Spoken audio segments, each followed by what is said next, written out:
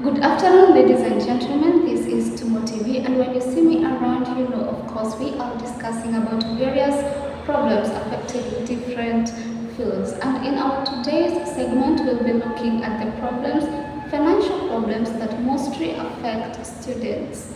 Not only just students, but campus students.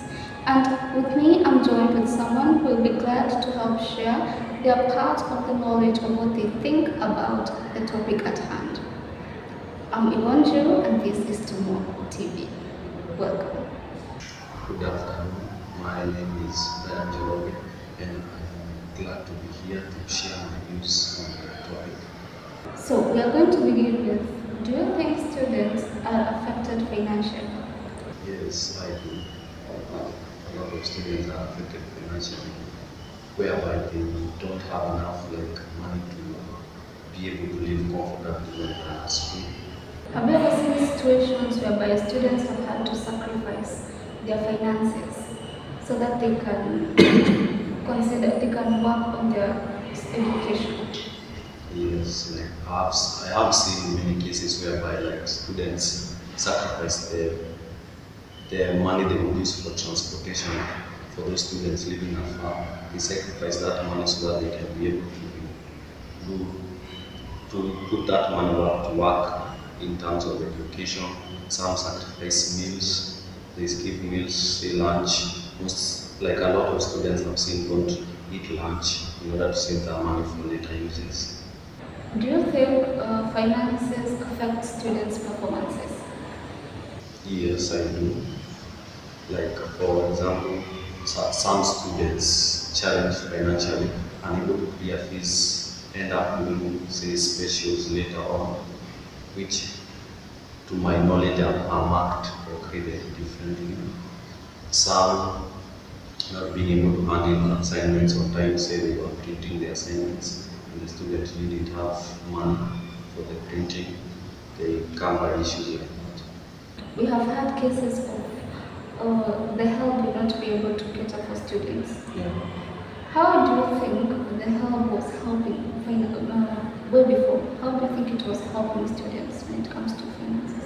Do you think it was helping students grow in their academic, or maybe focus on the academic and reduce the stress financially? Or do you think it was something that played a part in the academic? Yeah, help did help a lot of students, because from my knowledge, the way help was dispersed, a portion was sent to the school fees and a portion to the student's personal account. And the one sent to the school fees will help ease the burden of the parents and stress from the students. At least they knew part of the school fees is cleared, and then the one sent to their personal accounts they could use well enough to manage their finances outside school, say for meals, transport, and other stuff like that. So it did ease the stress on the student. So we have the dean of students and other counselors that can be used, you can go to. Do you think these people really help the students when it comes to their financial problems? To my knowledge, I don't know any student who has really been helped by these individuals, or maybe it's just me that hasn't encountered a case where they do help. So you have no idea you have not witnessed someone being helped? Yeah, not really. Okay, here at Technical University of Mombasa, we have students applying for scholarships. Not those bursaries. I have never heard of students being picked, but those people that are picked, I don't know what criteria they use. Do you think if I apply as someone who is in need of financial help, I should be disqualified because some previous records shows that I'm okay with school fees, so I don't really need help? Do you think that criteria should be used, or they should just take it as just because I applied, it shows I have a problem? So you're supposed to have everyone on the list. The situations do change for students, so where a student was doing well, now is it doing fine. So judging students from their past records wouldn't be a fair deal for the students. So I believe students who normally apply for these bursaries are the ones that really need help, so they should look at the list with consideration for all the students that do apply. We have, just because you're taking a certain course does not mean you're supposed to, focus on it. You can look at other places, work elsewhere, and look at maybe you're better there than where you're working, where you're studying. So do you think it affects the students on engaging in those places? Maybe there is need for registrations. Yeah, I would say that the finances do indeed, in fact, hinder the students in something that they were interested in. They find out that there is a fee for participation or registration, and looking at their finances, they find they need to be able to participate. So it does hinder the students from reaching out and doing other activities. Does it affect how they relate with others? Do you think the circle of friends that these campus students have is affected by their finances? To a certain extent, I would say yes, because like you do have like friend groups who like tend to like make plans of going somewhere, say visiting, like say they would, like here in Mombasa, students would come together and say, tomorrow we're going to for Jesus and there's this week. And a student, say a member of the friend group has financial difficulties, need to be able to like pay those fees, so he find himself cornered and alone in the friend group. So yeah, the finances do affect the social life. Do you think parents really understand the situation in campus? Because you have had cases of students being told, just wait next week.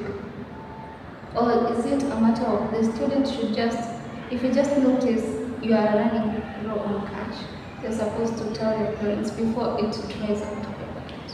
It's like a two-part thing whereby the students should, if they are relying on their parents, they should be keeping track of their finances to the point where when they see the amount they have is about to run dry, they should tell their parents. But I'm also inclined to say that the parents don't really understand what university life is like the different situations a student will encounter where you have to spend a certain amount, an emergency might occur, they have to spend another some more money. So the parents, I wouldn't say they really understand, but I would also ask the students to better communicate with their parents so that they are able to help.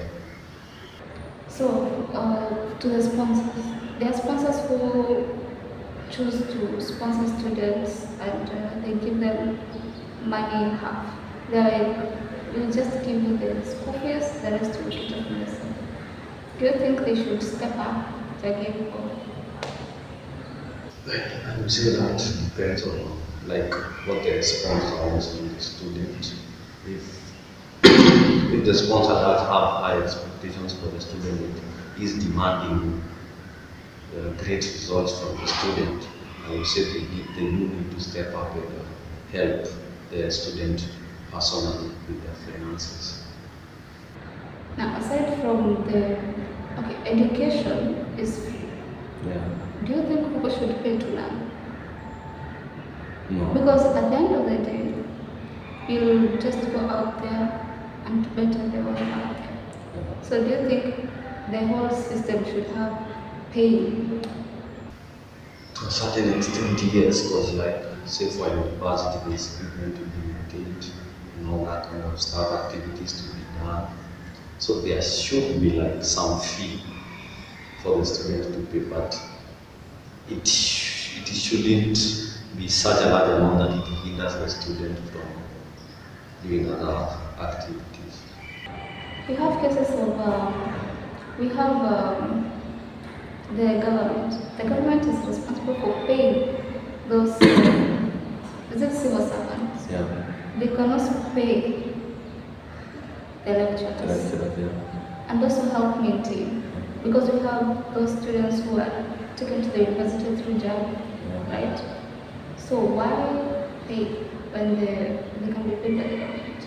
Yeah, like the minimal amount, like they should pay at a very small amount, like a fraction, since the government does take care of the rest. Considering we have we have students who are mentally affected by finances. Yeah. Who do you think they should speak to more? Is it their friends, or is it their lecturers, or should they go to their sponsors, or who should they go to? I believe the schools should have like a program where we have they call psychologists or therapists in school, or somebody specifically, somebody who talks to students and helps them cope with mental issues. I think that's something the school should provide to other students, because like there are some issues you just can't discuss with your friends or lecturers and stuff like that. So we need somebody specialized for those kind of issues. In a meeting held with the Dean of Students, he spoke of having a counseling office where students are guided and counseled. Do you think counseling someone on matters finances is enough? Not necessarily, like depending on the financial issues, more than counseling, like financial aid is required for a student. And we have students who tend to have a side hustle. What is your take on side hustle? I fully encourage side hustles because like they do give a student more financial freedom to do what they want to do and what they love. So yeah, when having a side hustle is good as long as it doesn't interfere with the school work. There is a meme that said, if you have a side hustle and you're studying, the work becomes the main course and studying becomes the side hustle. Do you think that's true? It does depend on how money hungry the student is, or what led the student to say the side hustle. If the student was let go to take on side hustles because of say stuff like fees, I do tend to believe they will focus more on the school work than the side hustle. But some of the students do tend to be entranced by the money, thus forgetting about school work. You've talked of money hungry. Yeah. So if a student is struggling financially and the only way out is hustling, what if they just drop out, hustle, save, and then come back to studying? That's not a bad idea. I think it does depend on the course you're taking and how determined you are to go back to school, because like there have been cases where a student leaves the course, goes out, starts getting money and is like, I don't need to do that. I don't need to go back to school, the money I'm getting is enough, and they continue on with their life. So it does depend on how much they value the education. There is a battle between dropouts and those who have graduated. Because lately we have had cases of graduates not being employed, or they go for their 4-year course, and then when they go out there they meet the dropouts doing very well. So do you think, as much as campus life is something that is taken out to be a rite of passage, for lack of words, a rite of passage, do you think it is all that, considering we have a lot of unemployed students? I would say there are some experiences you do get from campus life that one needs to go through, though not really that important, but I wouldn't say the dropout route is the way for most young people, even though the unemployment rate is high. I would say the reason why most dropouts tend to be more successful is because they don't have something to fall back to, like a graduate would. They would say they have papers, somebody will come, but for the dropout they have to succeed no matter what, unless they're going to fail. What do you think is the experience? What do you think is the experience that students will gain in campus that those dropouts will not? I would say Mm. Time management would be one. You Because understand that by now? no, like say you're working for like you want to work for an office. Time management would be better taught on like campus life. You will better learn to become more sociable as you interact with the many students in school. You'll also be able to like be able to differentiate the kind of people that they are out there in the world, like the people you interact with in school. Those are some of the like, stuff you experience in campus. So basically, you are advocating for people to go to campus. That does it, advocating is a strong word. I would say it depends on where you want your life, how you want your life to be in the future. If campus will make your life better in the future, then I would say yes. But if you find it as an obstacle, because like there's no need for you to come to campus knowing where it would help you invest your parents' money, you waste your time. So unless campus is something that is going to help you, I don't think there's a need to go. So, how do you think the government can help the unemployment? Like, away from the finances, how do you think the government can help, or any sponsor can help the students who are graduating and they are unemployed? One thing that leads to the high unemployment rate is like the standard set for somebody to be employed in a company. Like there's high, like you go to a company you're looking for a job, they want 5 years experience and this other kind of stuff, but you just got out of campus. Where do you get the experience from? So like they should like find a way to compensate for like the requirements needed for a job and the number of people applying for it. And it's new, like new person to the industry and stuff like that. For the government, I'm not sure how it would help. You have talked about instead of the 5 year experience, they should just give you start from the beginning. We have students who are hustling. How about you hustle from your course? How would you answer? For example, you are a journalist. You start practicing on taking pictures, you'll be better at it. Yeah. So even when they are asking for portfolios, you have your work to present. Isn't that not enough to bring us the 5 year experience? In fact, you bring a 4 year experience with you. Well, it does depend on like the job you're looking for. Like, for example, journalism is that amount to work. Let's say something like a civil engineer, getting those 4 years of experience, even two, seems like a tall order for a student balancing schoolwork and gaining experience. Yes, some courses will provide experience as you are working, as you are learning in campus, but others it will be difficult. For example, say something even like law, gaining experience from law as just a student is a tough thing to do. Do you think those courses that are theoretic should adapt to practical sessions? Yeah, okay. Why? Because you asked for 5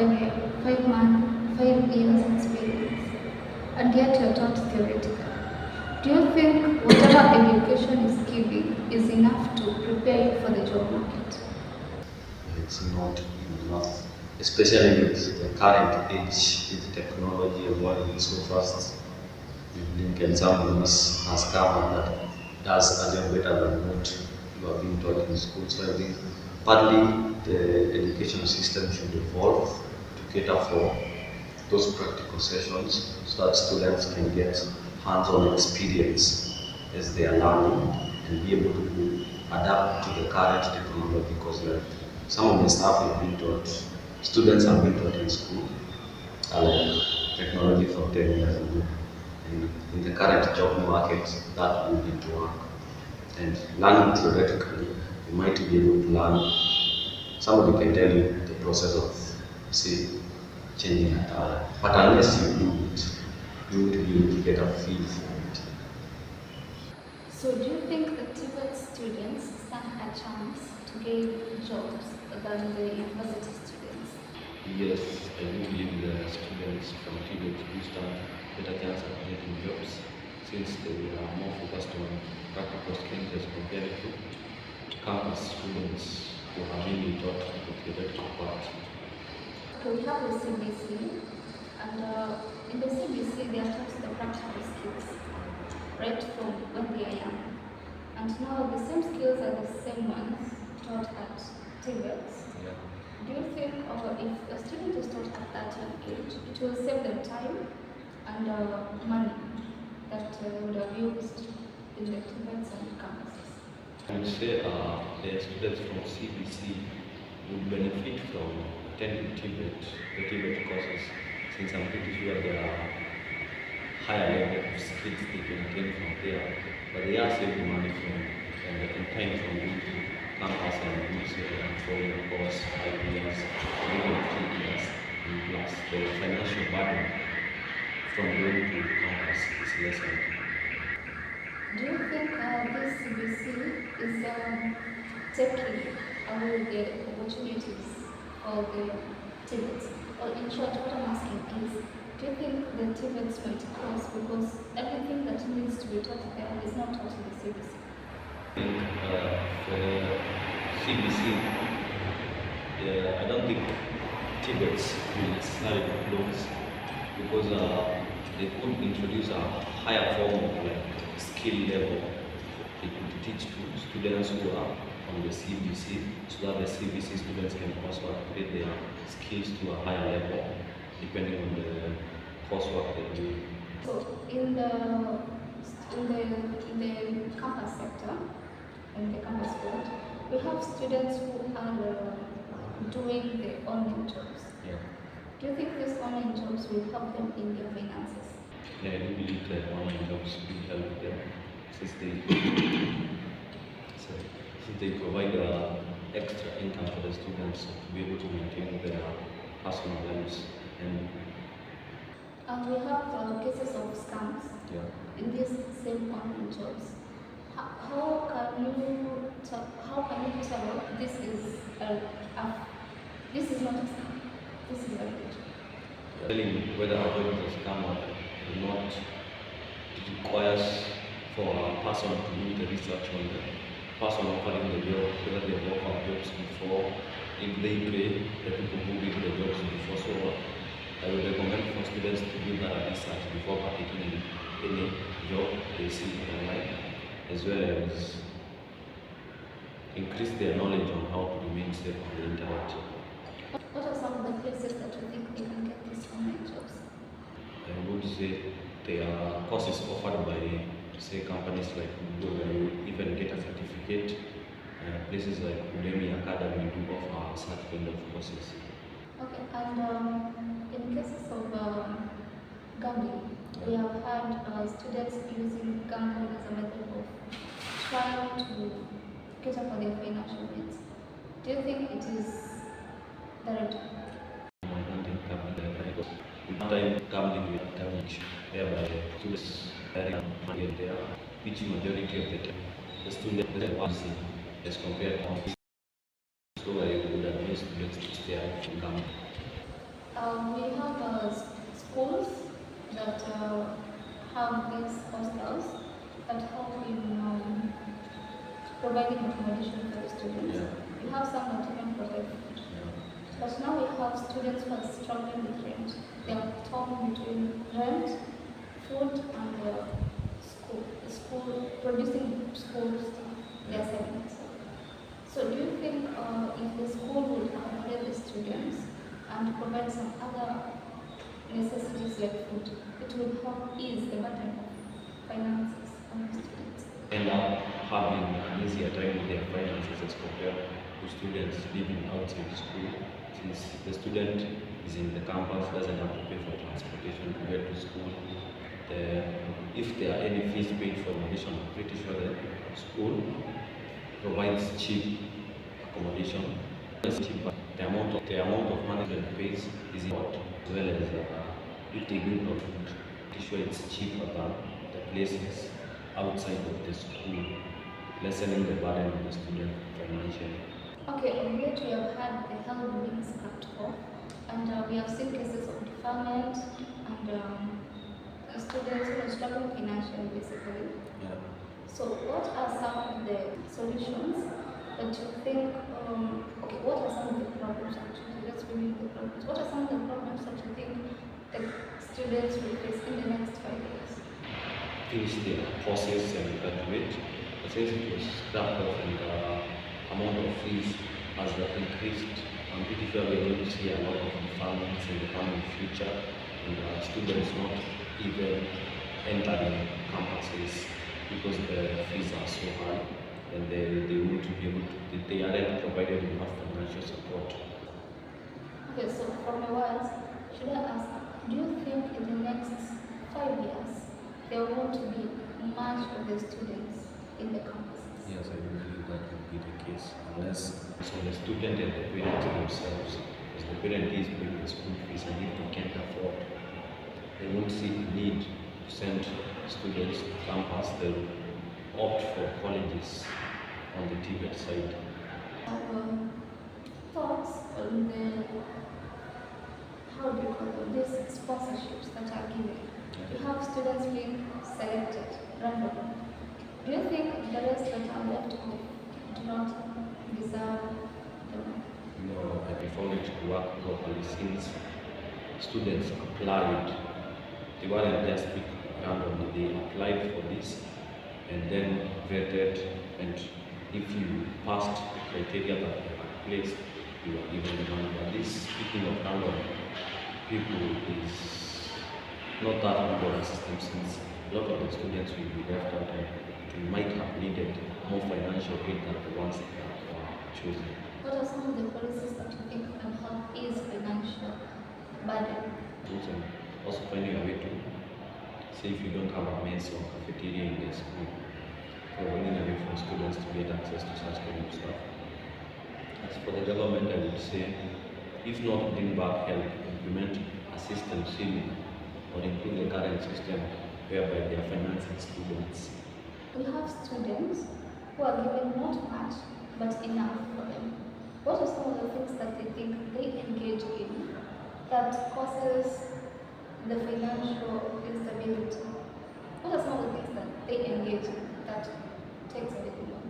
So, other leisure activities like partying a lot, drinking and stuff, and when they do it too often, that it becomes a strain on their finances. Okay, assuming there is someone who does not know how to plan their finances, what advice would you give them? Maybe go to the, like, if your school does provide a counselor, go to them, they could help you out your finances better. Okay, and on some other extracurricular factors, we have parents who give students enough money, that they've said enough money they spend out. But then we have others who want to expand their knowledge and they need to pay the fee for it, maybe on other fields, and they don't have that much money.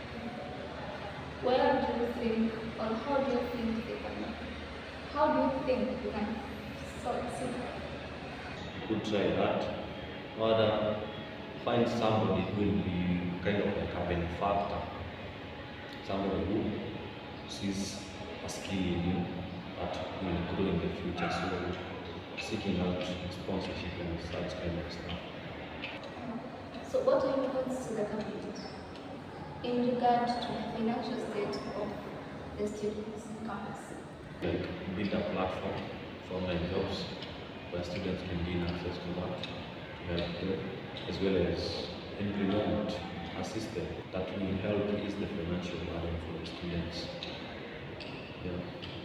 To the parents? The parents, I would say, encourage the parents to be more understanding of their students and keep in touch with their students, with their kids, so that you know exactly the kind of life situation and financial situation they are currently in, As for the students, if you have any problems, seek out help from the counselors, maybe even your friends, lecturers even. So the students who are struggling with government and financial burden, financial management, what would you tell? Advice I would give would be to leave those sides where you are gambling at, as well as seek counseling from a professional counselor to help you get over this addiction. For the students struggling financially, I would ask you to seek somebody who is financially literate to be able to help you manage your finances properly. This has been Tumo TV, and of course we are looking at the financial struggles of campus students. Make sure to follow up on our social media platforms at Tumo TV. I've been your host Ibon Jiro, and my guest has been. Till next time, bye.